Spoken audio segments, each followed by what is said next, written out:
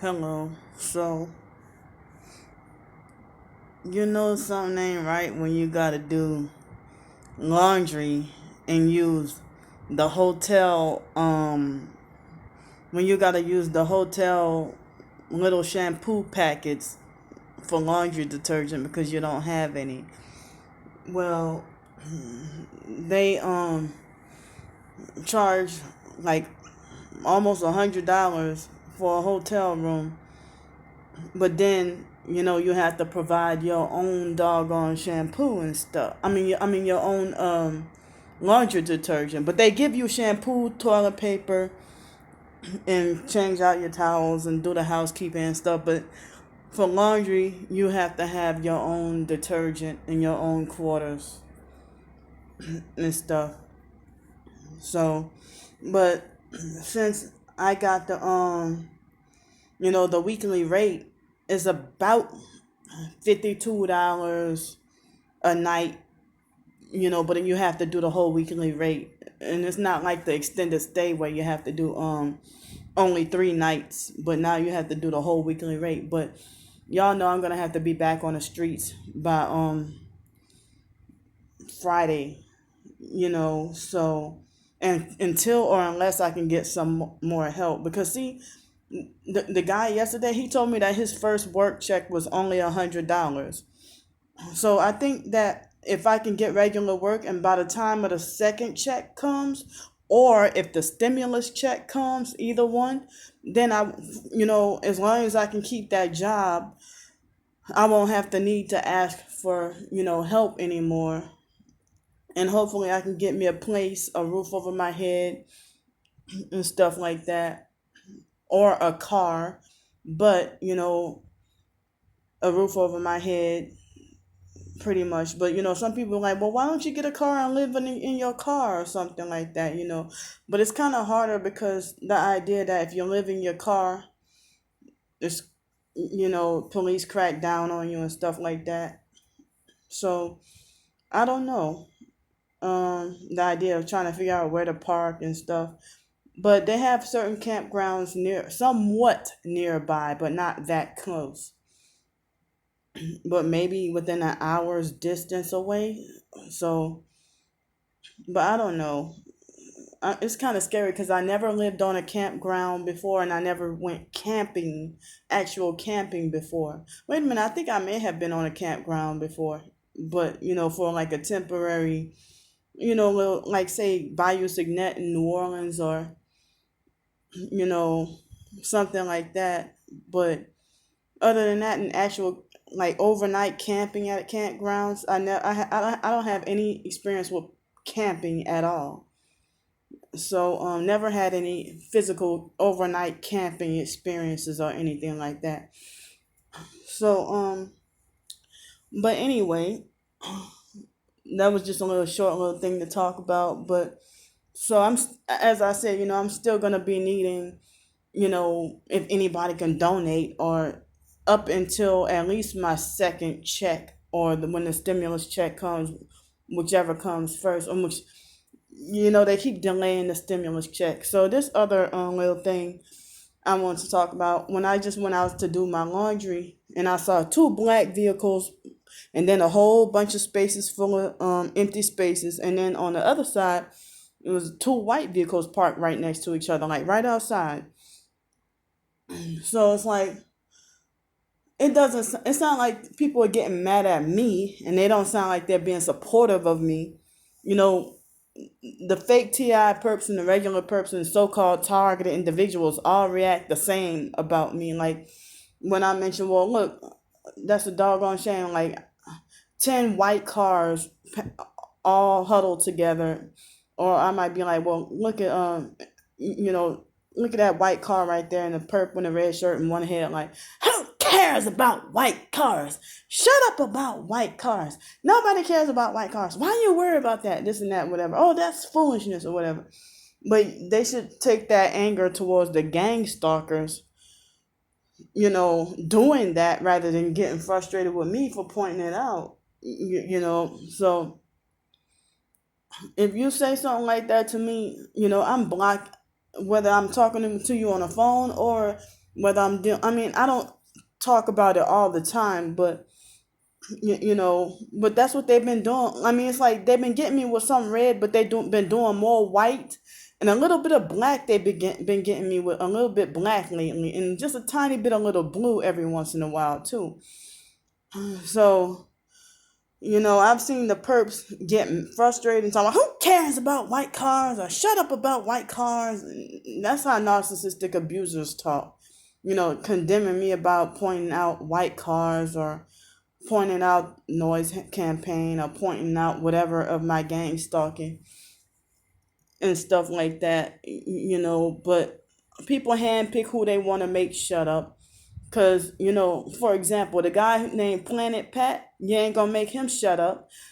Or you ain't going to tell him, oh, shut up about black and white clothes. I mean, black and gray clothes or something. Or shut up about, y'all know who to talk to. So, or you're not going to talk about, nappy head Roots. Y'all ain't going to condemn him. Y'all not going to condemn him for speaking out. So why am I the only one who, is being foolish for pointing out whatever tactics? Why? Tell me why. So, or they think I should shut up about the one headlight and stuff like that. Shut up talking about that. And then it just make me want to have an emotional meltdown when I do end up seeing these cars that wait in the parking lot, and then I'm walking.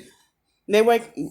I mean, if they're in advance at the parking lot, and I don't even tell anybody where I'm gonna go, and it's like they sit there like as if they've been waiting there for hours, and then I walk by, just going on a walk for somewhere, or gotta go come from work, and then PetSmart and other parking lots, they'll sit there and wait, or even apartments, and they'll sit there and wait, and then the moment I walk by, that's when they go and drive off, like two cars in a row. And yesterday, and one of them, the first car was an elderly couple, and then it was a very young person. And then I saw two random red cars, like not at the same time, but at two different areas, come from a lonely street. And then there's a stop sign, and I'm supposed to walk, and they hurry up and try to beat me and try to run over me on purpose and act like they're in a hurry, but they driving all slow down that lonely little street, a little off street, and where it's dark with not much lighting. And then when I try to cross the street, that I made it there before them, and I try to cross the street, and they hurry up and trying to act like they're in a hurry and trying to run over me and try to beat me.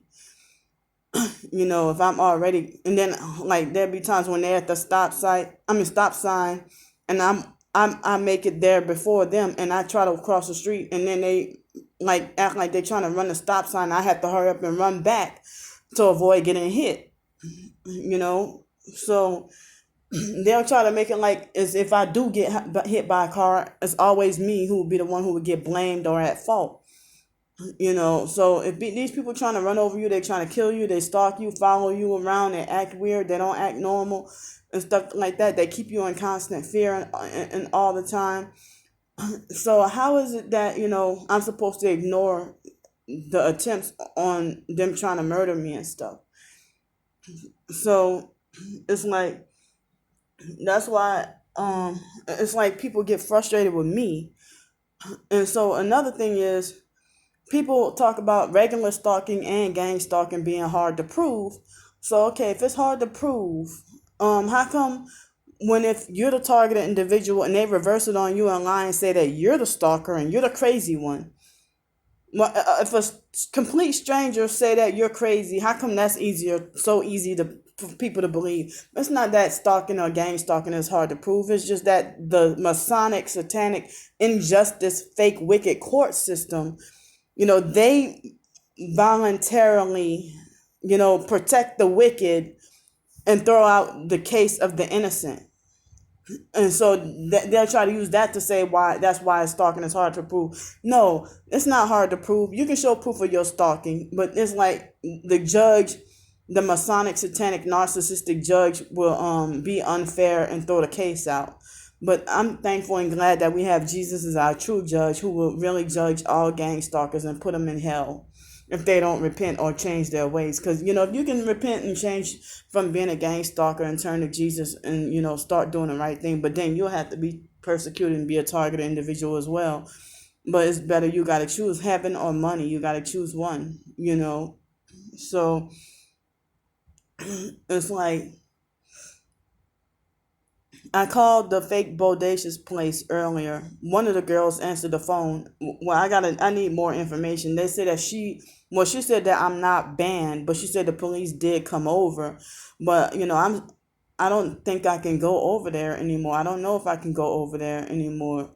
But, I don't know if I'm banned from there, but the girl on the phone told me that I'm not banned, and she said she knew about the situation, but I asked to speak to one of the managers. She said there was no manager on duty.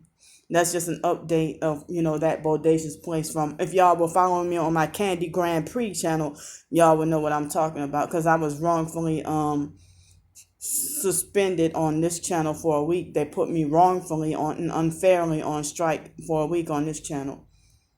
There's noise harassment outside. So and they still never called me back from that fake ass Quality Inn. They still never called me back. The idea that I'm on a do not rent list, because they try to say something about me being a no show, in which I was definitely there and paid for everything. Everything was just messed up from Hurricane Sally. So Brianna got compromised and changed her damn opinion about me and stuff like that. Because how you go from being in a hotel and they said it at the the Super 6 and the Quality Inn, they said that they had known of me to be a very good and quiet person, quiet and stay to myself and stuff. So then when they get compromised, then they wrongfully believe that I'm the troublemaker and stuff. And there's nothing you can do to change their minds. So yeah, again, if gang stalking is hard to prove and stuff, how come if somebody said me being a crazy person stalking the people who are actually gang stalking me, that I'm calling them out, how come that's not hard to prove? Or how come it's not that hard to get me in trouble? That doggone hypocrisy. Y'all handpick who y'all want to protect and defend. So when I told the elderly couple plus the other young kid behind them, they both were parked together last night, and the elderly couple pulled out first, and then the other car next to him with the young kid pulled out right after. I think it was a young white girl or a guy, I don't even remember. I think it was a female. And then they went their separate ways, but they were both parked together. And then they ignored the shit out of me like I don't exist. And the elderly couple, they had their windows down, and they didn't even respond or react to me when I told them to their face at least 3 times. I said, y'all some satanic gang stalkers. I know what y'all doing. Because why you wait till I walk by near on a sidewalk close to where your car is parked at, and then you pull off like you've been waiting for me. So who's the one stalking who?